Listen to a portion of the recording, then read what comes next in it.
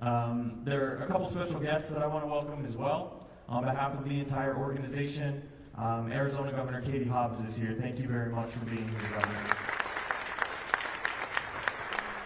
Seth Scott, the Chief of Staff to Congressman Greg Stanton. The Congressman couldn't be here today, but he's been not only a Mercury fan for a decade, but he's been an incredible supporter of BG throughout the last 15 months, so thank you for being here as well. I want to welcome Netta Shargi from the Bring Our Families Home campaign. Netta and her group are the families of Americans who are detained overseas, and they're doing the work to help bring folks home on behalf of themselves and their own families and on behalf of folks like BG. So Netta, we're very thrilled to have you here today. I want to welcome Mickey Bergman from the Richardson Center. Governor Richardson and his group were a gigantic part of the effort to bring BG home, and we're thrilled to have Mickey here today as well. I want to welcome Antoinette Cawley. Antoinette is a mural artist. You all are going to see a mural that we unveil after this, which is not only dedicated to celebrating BG, but to introducing you to some faces you may not know of Americans who are held hostage overseas, whose stories we're going to spend this year telling. So thank you for being here, Antoinette. And lastly, I don't think she's seated, but we want to welcome Sherelle Griner. Sherelle has been a member of our family. Sherelle's been a member of our family for a long time. Sherelle's been a member of our family for a long time, and I think I speak for all of us when I say that the strength that she showed throughout this entire process, not only day to day, but also in these the moments where it was incumbent on her to tell BG's story and to talk about BG and to bring awareness to her situation. She showed an incredible amount of strength, so welcome, Sherelle. And last but certainly not least, I want to welcome our Mercury players and staff who are here today. This entire last 15 months was something that impacted them very dearly. They were gracious through all of it, and I think through all of it, they demonstrated the power of our team, our players, this city, and also the WNBA and its Players Association as a whole. So thank you guys for being here as well. Lastly, one last thank you to all of our media for telling this story today, before, and tomorrow. Thank you very much. Thank you, Vince. Before we get started, a little bit of information. Today's media availability is going to last approximately 30 minutes. We're going to try to accommodate as many media outlets as possible. A reminder that the focus of today's availability is on Britney's return to the court, as there are many details about her time in Russia and travel logistics, etc., that cannot be answered due to security concerns. Palmer and Olivia, if you guys can raise your hands. We'll have 2 microphones in the audience. If you'd like to ask a question, please raise your hand. Once you finish asking your question, please return the microphone to Olivia and Palmer. And we also ask that you identify yourself with name and affiliation before you ask your question. So thanks everyone again. We really appreciate you guys being here today. And with that, we'd like to welcome Britney Griner to the stage. Britney.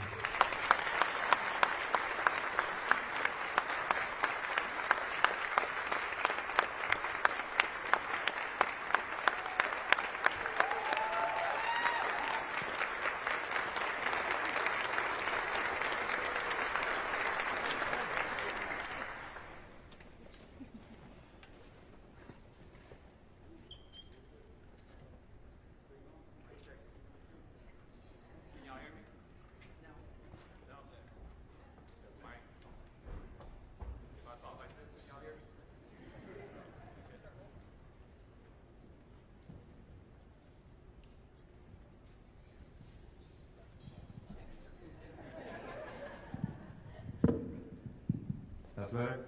There we go. Ooh, a little different than basketball press conference. A lot of media in here today. I guess I'm gonna start with y'all today, right now. First off, I just thank y'all for covering me and all the exposure that you gave me, my family, to get me home. I really appreciate it. That coverage was much needed. I would like to encourage all of you to be at our first game as well, and the whole entire season, covering not only the Phoenix Mercury with best fans in the league, but the whole entire league as well. You know, from start to finish, I expect to see this same coverage because we have a great product, and you'll see it this summer.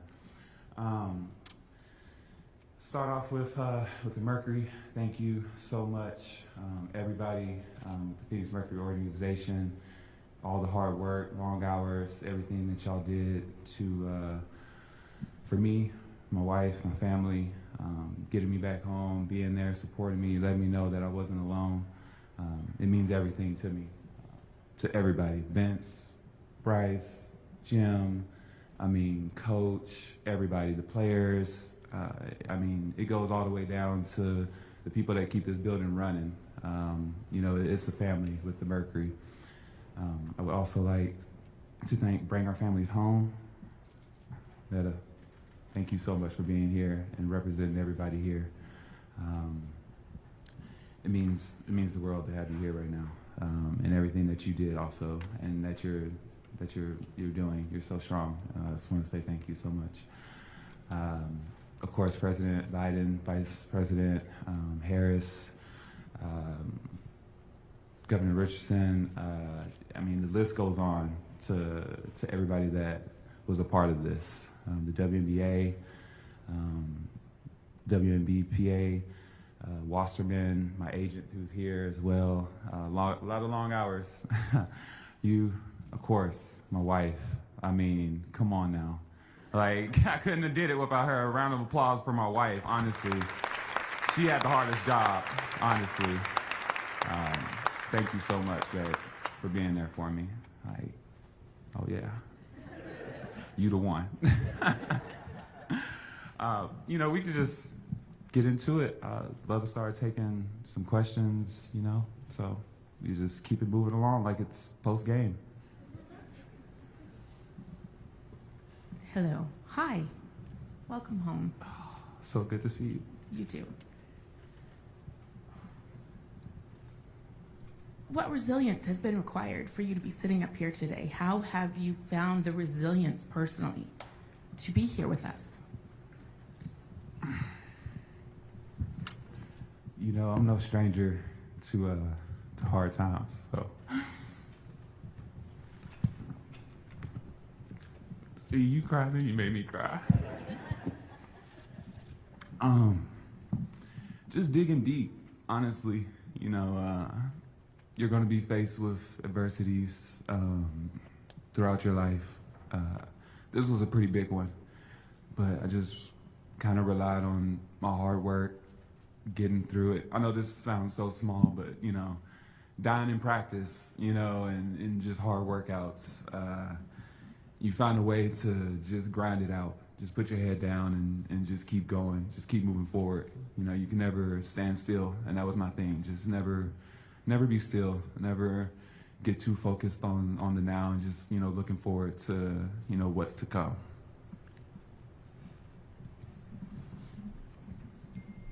Hey, Britt, BG, Matt Gutman with ABC News. I think I echo everyone and my colleagues here. We are so happy to see you here. Thank you. And I don't know if it was timed with your availability today, but you may know that the Washington Post, the New York Times, the Wall Street Journal put out an ad demanding the release of Evan Gershkovich today, right?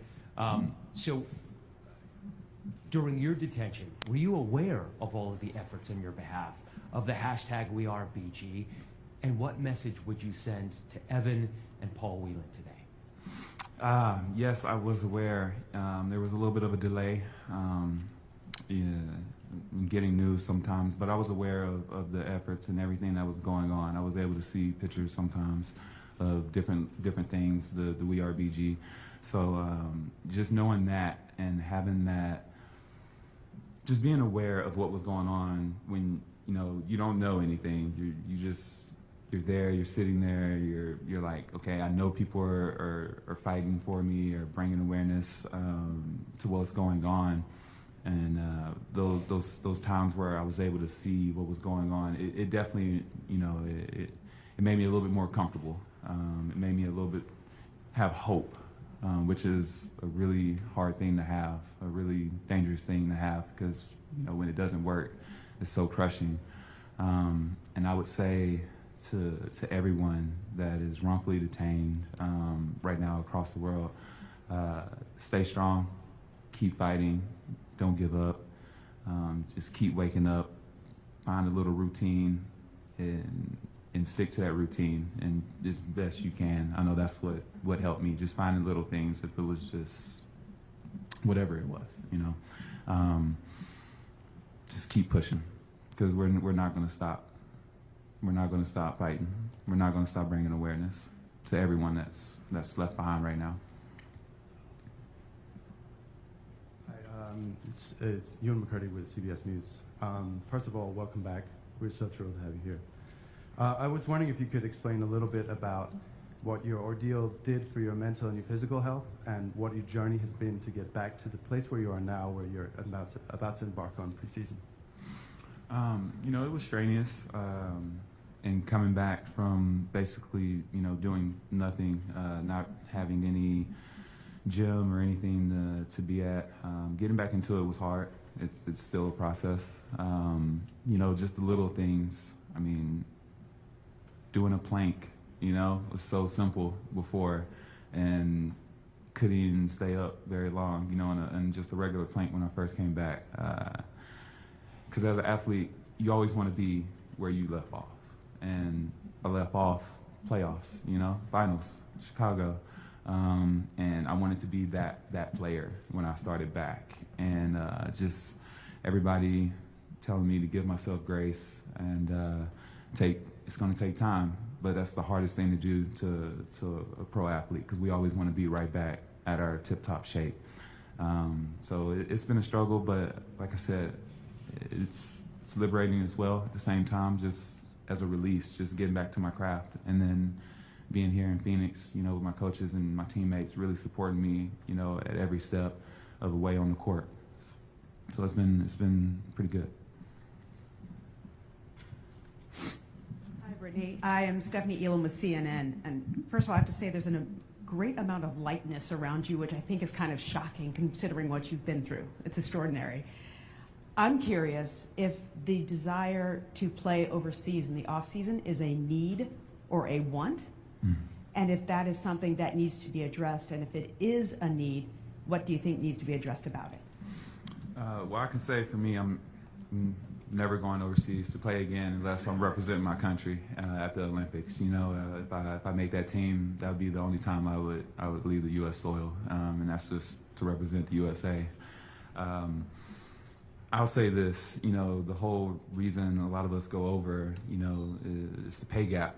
A lot of us go over there to make an income to support our families, to support ourselves. So I don't knock any player that wants to go overseas and make a little bit extra money. I'm hoping that our league continues to grow, and with as many people in here right now covering this, I hope you continue, like I said, to cover our league, bring exposure to us. I hope a lot of these companies start to invest in our craft, because as you'll see this season, if you haven't watched before, we have a really good craft in ourselves in the WNBA. And it's a shame that we have to leave our families for holidays. I mean, you're missing everything being away. But at the same time, as much as I would love to, pay my light bill for the love of the game, I can't, So I think that's probably one of the biggest reasons people are still going overseas. And that's why I was there, So hopefully that changes, though. BG, Lena Washington, 12 News. Welcome back. So good to see you.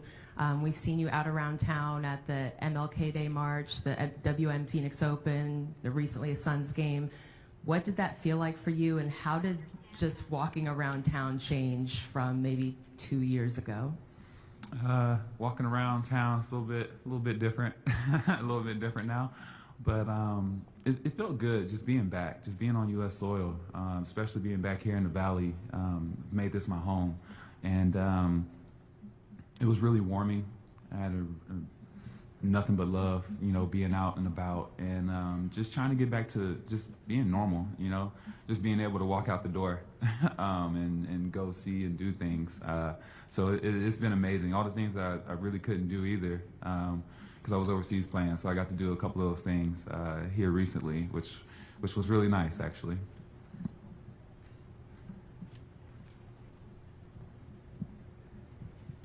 Hi, Brittany. Nick Soletti from ABC 15 here in Phoenix, and I just want to welcome you back to the Valley. I think I speak for everyone who is just thrilled to see you back here where you belong. You mentioned something I found very interesting just a few moments ago. You had said that hope is a dangerous thing to have. I was wondering if you could dive deeper into that for us and also explain throughout this whole process if you ever had a moment where you lost hope, and how did you get that hope back? I'll say this. When I did lose my hope, looking at photos of my family, that brought my hope back. Just being able to see their faces, that did it for me. You know, in a moment where you kind of want to give up, you look at the photos and it kind of brings you back. You know what you're waiting on. You're waiting to be back with your family, you know, with your loved ones, and in a safe place. So I'll go that far and say that. But the rest, you know, have to wait a little bit later, catch the rest of that.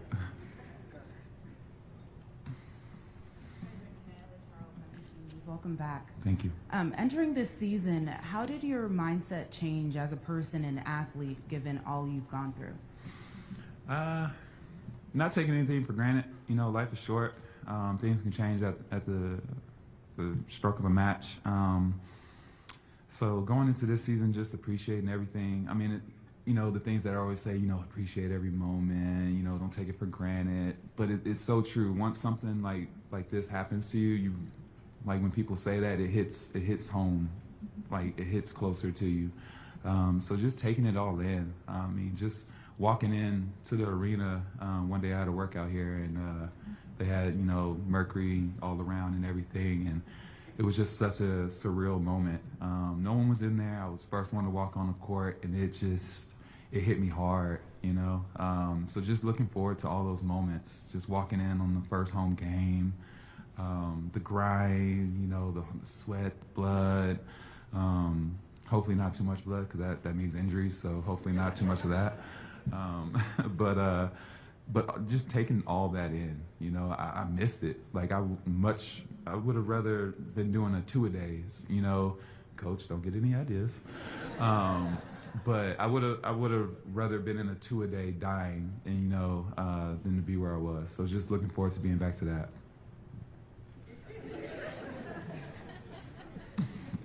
Yeah, Brittany, M.A. Vopel from ESPN.com. You've said really throughout your career that basketball was a sanctuary for you.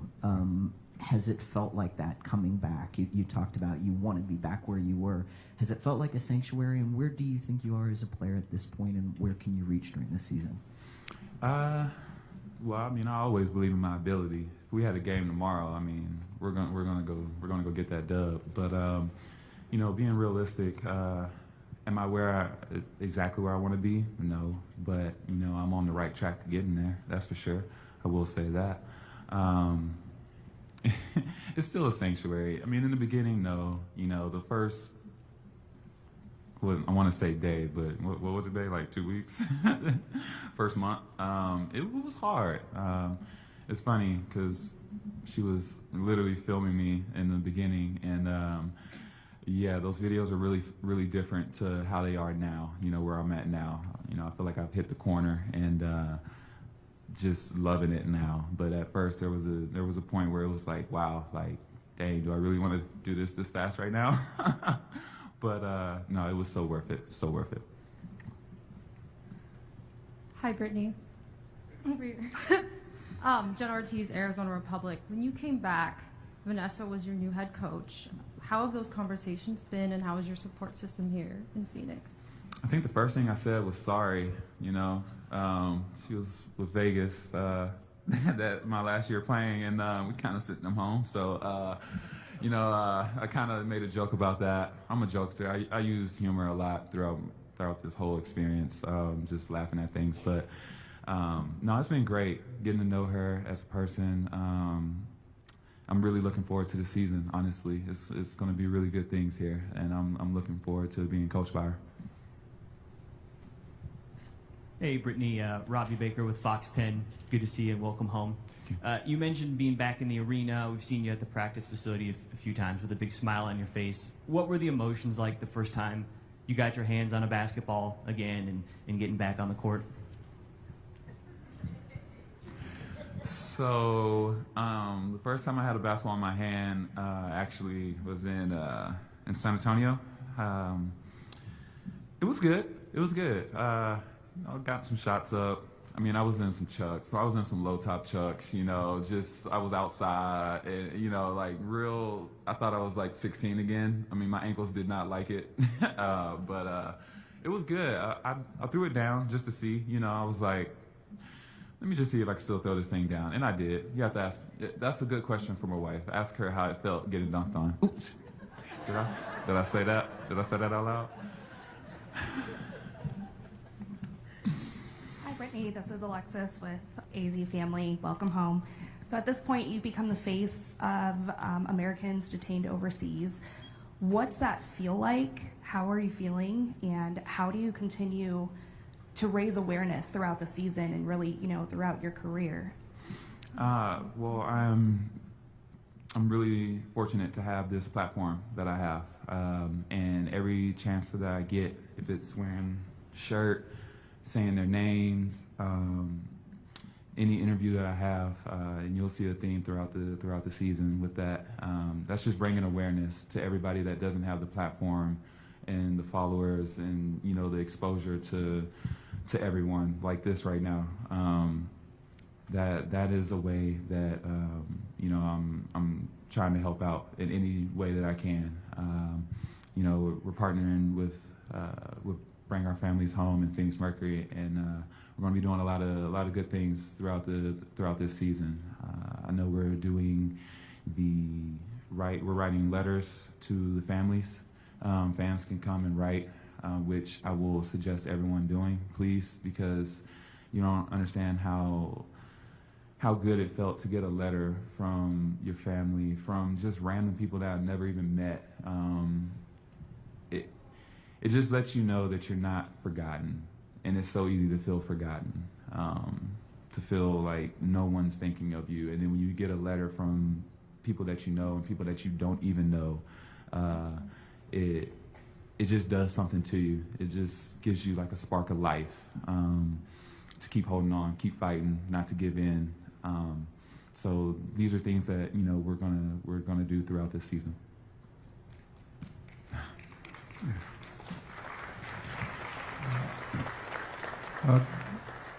Good morning, Brittany. I'm Bill Roden from ESPN Anscape, and it's really great to see you. It's good to know the prayers have been answered. The question, you've always represented so much throughout your entire career about access and, you know, being able to do stuff. And I hate to put one more thing on your plate, but there are a number of states who are aggressively moving to prevent transgender athletes playing. And I was wondering, again, I hate to put one more thing on your plate, but in terms of on your radar, where is that? You're going to have a tremendous platform, but where is that going to be on your radar in terms of advocating for, you know, athletes, all athletes, transgender athletes, to be able to play? Oh, I mean, that ranks high on the list of things that I'll be fighting for and speaking up against. You know, everyone deserves the right to play. Everyone deserves the right to come here, sit in these seats, and feel safe, and not feel like there's a threat or they can't be who they are, or like it's just all eyes on them. So I think it's a crime, honestly, to separate someone for any reason. So I definitely will be speaking up against that legislation and those laws that are trying to be passed, for sure. Hey, Brittany, Chris Rim, New York Times. Two questions for you. Have you spoken with Evan, the reporter from the Wall Street Journal, or his family at all? And secondly, when you returned, did you feel any worry or guilt or any type of burden because you came home earlier than some others who were detained longer than you? Mm-hmm. you know, if I could have went and got them out or any of that, I mean, of course I would have. I think everybody, President Biden, if he could just go over there right now and just grab everybody that's been left behind, I think he definitely would. I mean, of course.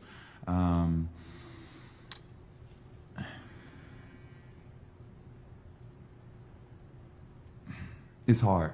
It's hard. You know, I come from military family. My dad, Vietnam, 68, 69 Marine. So, you know, I have that mindset, you know, no man left behind. No man, no woman, no one left behind. So, you know, it hurts. It hurts because no one should be in those conditions. Like, hands down, no one should be in any of the conditions that I went through or they're going through. So, you know, I hope that everyone continues to bring awareness and fight to bring home everyone. Can you re-say the first part of your question? I'm sorry about that. Yes. So I haven't spoke directly, but I do know that my team, Washington and my agent, they have been in touch with the family a lot and helping out with just, you know, sharing knowledge, which is a big thing. You know, everybody speaking, talking, sharing what they know. It goes a long way because, I mean, you're in foreign territory, you're in unknown waters, so there's a lot, you know, that we might know that they didn't know. So there's been a lot of communication between both teams. Brittany, Jeff Metcalf right here. Hey. Welcome home. A couple things. One, Diana is still playing. What's it like being back and having another season or two with Diana ahead? And then also going back to the bubble. When you left, you got a lot of mental health. You've spoken about your mental health help that you got after that. How important was that in dealing with what you had to deal with in Russia? I mean, that helped a lot. You know, I've always promoted, you know, talking to a counselor, seeking therapy, any tool that'll help you, you know, get to a good centered place. And I'm still doing that as of right now. You know, that'll never change. I think it's good to have someone to talk to, you know. So much goes on in this world. We see so much, we're exposed to so much on social media that, you know, it's just a lot. It's nice to have someone to talk to. Playing with Dee, I mean, who wouldn't want to play with a walking fossil? No, I'm playing. She's gonna kill me. She's gonna kill me.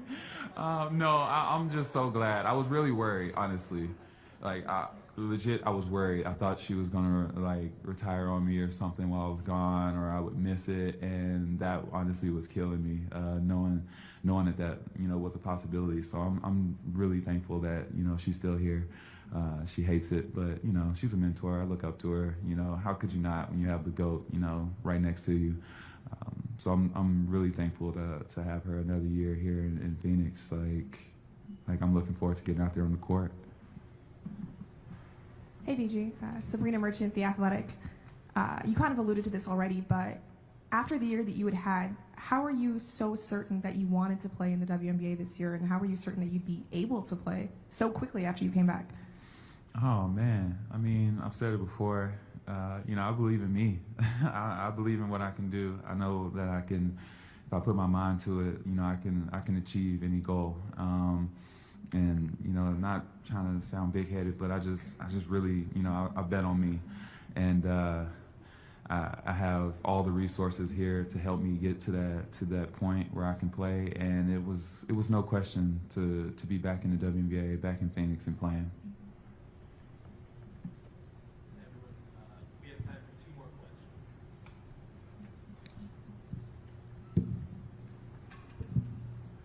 Hey, Brittany, Eliav Gabay, Sports 360 AZ. So, picking back off of Jeff's question a little bit, what was the reaction being with the teammates again and now really feeling physically part of the team again now that you've been able to be in it a little bit longer?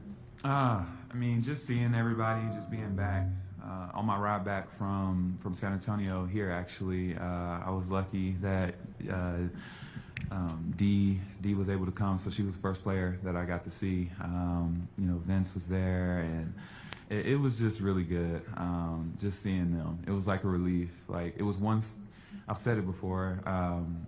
It's hard to really realize it's happening. You know, it's like I'm really here. Like this is really my teammates here. So it was just liberating. It was so great to be on that plane, riding back with her, and then seeing everybody at the gym. It was crazy. Man, it was such a good feeling. Hi, Brittany. I'm Cindy from USA Today. What did it feel like first when you were gone, but also when you came home, to have not only the WNBA community rally around you, but also the LGBTQ community fight for you and support you? I mean, like I said, just seeing everybody backing me and supporting me, supporting my family. You know, I heard about the standing ovation my wife got when she came to a game. You know, like just little things like that. All-star, you know, with the league. Just knowing that everyone was going above and beyond, people that I've never even met, you know, going to bat for me and supporting me.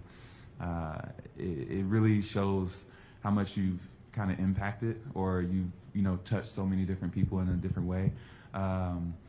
So I was just abundant of joy, honestly, I will say. Thank you so much, Brittany. Thank you, everybody.